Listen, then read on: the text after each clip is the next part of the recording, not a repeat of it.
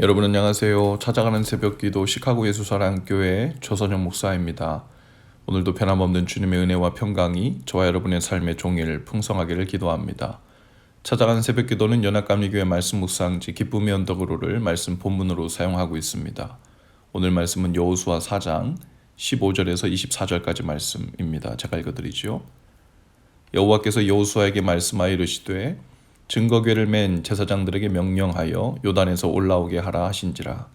여호수아가 제사장들에게 명령하여 이르기를 요단에서 올라오라 하매 여호와의 언약궤를 맨 제사장들이 요단 가운데에서 나오며 그 발바닥으로 육지를 밟는 동시에 요단물이 본 곳으로 도로 흘러서 전과 같이 언덕에 넘쳤더라.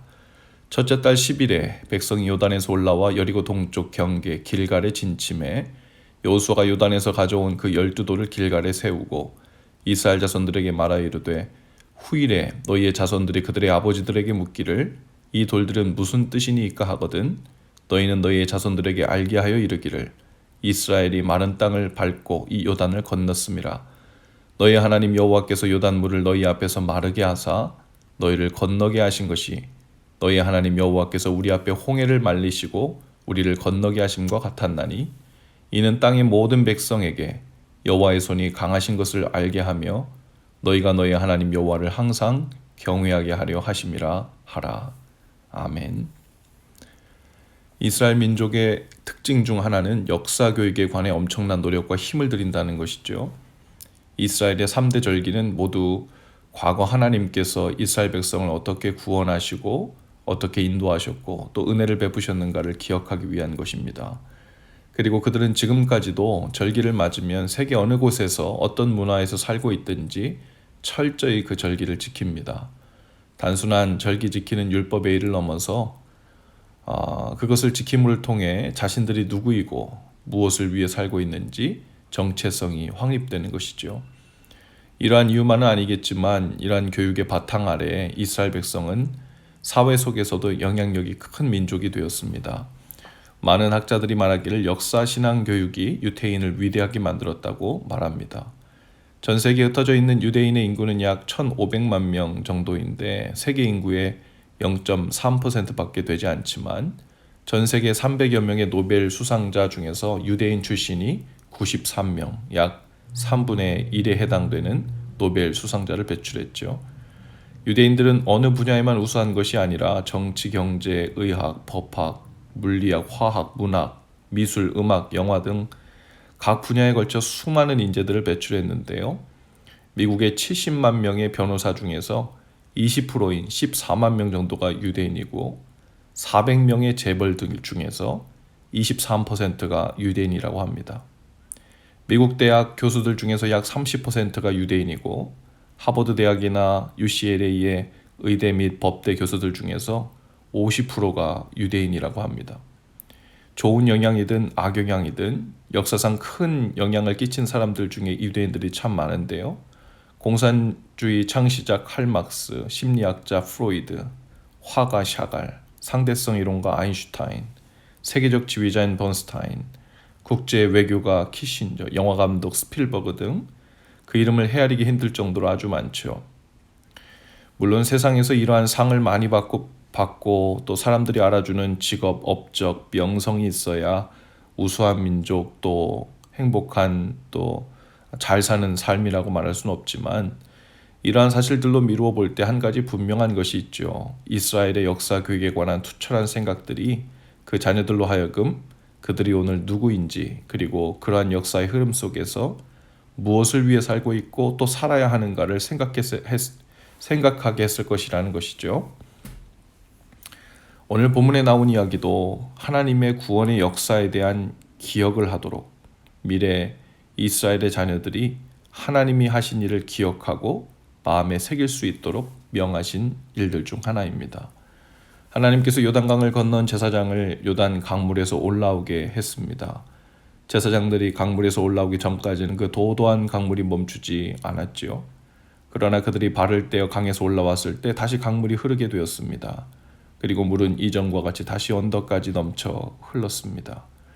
그리고 이스라엘 백성들은 순종하여 길갈에 진을 치고 그곳에 12개의 돌을 세웠는데요. 이 길갈이란 지역은 이스라엘 백성이 할례를 행한 곳으로 애굽의 모든 수치가 굴러간 곳이라는 뜻입니다. 그리고 하나님께서는 다시 반복하여 후손들에게 이 돌들을 보고 역사 교육을 시키라고 하십니다. 자손에게 여호와 하나님께서 요단 강물을 마르게 하시고 강을 건너게 하신 것을 가르쳤지요. 하나님이 이 백성을 구원하시려고 어떤 일을 하셨고 얼마나 강한 분이신지를 기억하여 하나님을 경외하는 삶을 살게 하라고 하십니다. 오늘 우리도 성경에 기록한 이 말씀을 증거 삼아 하나님이 그분의 백성들을 위해 어떤 일을 하시는 분이신지 기억해야 합니다. 제사장의 발이 아직 요단강에 있을 때에는 물이 그곳에 흐르지 못했죠. 마찬가지로 지금도 우리의 대제사장 되시는 예수님이 서 계시는 곳에는 죽음의 강물, 저주의 강물, 죄의 강물이 멈춰 서게 됩니다. 그러나 예수님이 떠나시면 다시 그 강물들이 흐르게 되죠. 그러니 힘을 다하고 생명을 다해 우리는 예수님 못자락을 꼭 붙들고 의지하여 이 인생의 강물을 건너야 하지요. 주님 곁을 지키지 못할 때마다 우리 삶에는 다시 죄의 물이 차오르기 시작하고 낙심과 절망, 근심과 염려의 물이 다시 흐르기 시작합니다. 이미 우리들 삶에 죄의 강물, 낙심의 강물이 세차게 흐르기 시작했다면 이 시간 기도로 주님을 다시 우리 앞에 모셔서 그 강물을 멈추게 해야 합니다. 오늘 우리가 건너고 있는 인생이라는 강은 본래부터 우리 힘으로 건널 수 없는 세찬 물줄기가 있는 강입니다. 그냥 혼자 힘으로 헤엄쳐 건너려고 했다가는 죄의 물살에 쓸려 내려가 살 수 없지요. 그 강을 건너기 힘든 그리고 버거운 이유는 그저 강폭이 너무 넓고 깊어서가 아니에요. 주님과 함께 걸어 들어가 있지 않아서입니다. 주님과 함께 걷는 걸음이 아니면 그 문제와 염려와 두려움의 강물은 갈라지지 않죠. 우리에게 결코 길을 내주지 않습니다.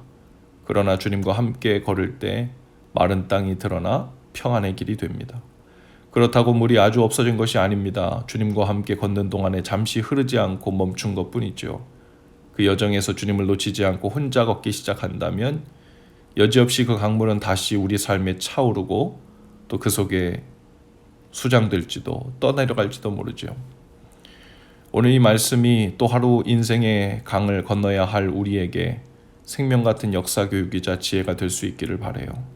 이 일을 지나간 흥미로운 이야기 대하듯 지식으로만 받는다면 오늘 우리들 삶은 여전히 갈라지지 않을 거예요. 그러나 요단강을 가르쳤던 주님이 오늘도 우리와 함께 걷고 계시며 약속하신 대로 함께 계신 것을 믿고 그분을 신뢰하며 걷는다면 그날의 기적과 은혜는 또한 오늘 우리의 이야기가 될 것입니다.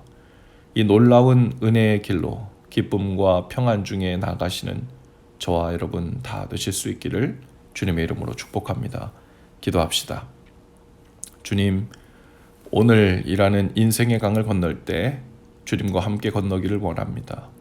어떤 물살을 만나든 주님과 함께 발을 디딜 때마다 물이 갈라서게 하시고 마른 땅이 드러나게 하시고 또 그렇게 은혜의 하루 여정을 마친 후에 감사로 기념의 돌을 쌓는 날이 되게 하옵소서. 예수님 이름으로 기도합니다. 아멘. 여러분 오늘도 예수 사랑으로 화이팅입니다. 내일 아침에 다시 찾아뵙지요.